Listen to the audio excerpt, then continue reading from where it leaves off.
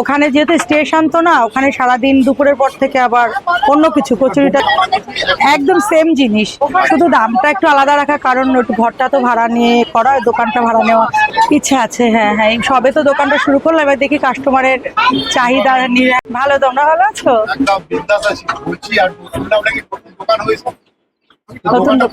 নতুন দোকানটা হচ্ছে আমরা 2 নম্বর মানে অশোকনগরের দিকে যেতে 2 নম্বর রেলগেট পার্ক, 2 নম্বর রেলগেটের আগে দেশবন্ধু পার্ক পার করে, আর 2 নম্বর রেলগেট দেশবন্ধু পার্কের মাঝখানে।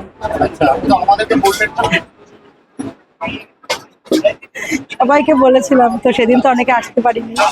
হ্যাঁ হ্যাঁ,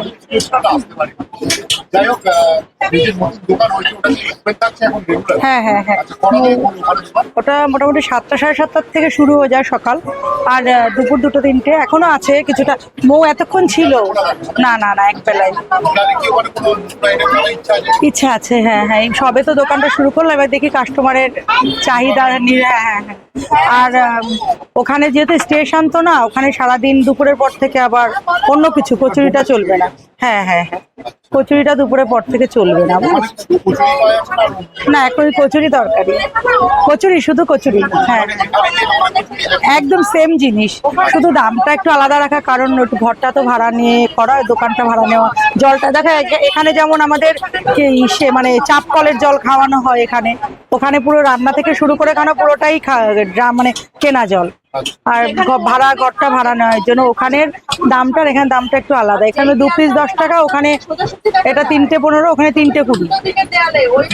3টে 20, হ্যাঁ হ্যাঁ হ্যাঁ, এটা 3টে 15।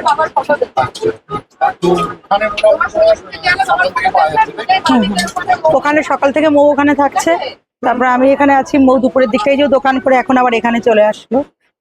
আচ্ছা, তো তোমার ওখানে যেতে গেলে কিভাবে যাবে, ওখানে গেলে হাবড়া মানে অশোকনগরের দিকে যেতে, হাবড়া যদি যশোর দিকে কেউ যায়, গিয়ে হাবড়া 1 নম্বর গেট পার করে কিছুটা এগিয়ে দেশবন্ধু পার্ক পার করে বাঁদিকে মানে 2 নম্বর গেট আর 1 নম্বর গেটের মাঝখানে 1 নম্বর গেট পার করে 2 নম্বর গেটের দিকে যেতে, 2 নম্বর গেটের কিছুটা আগে বাঁ হাতে, রাস্তার বাঁ হাতে।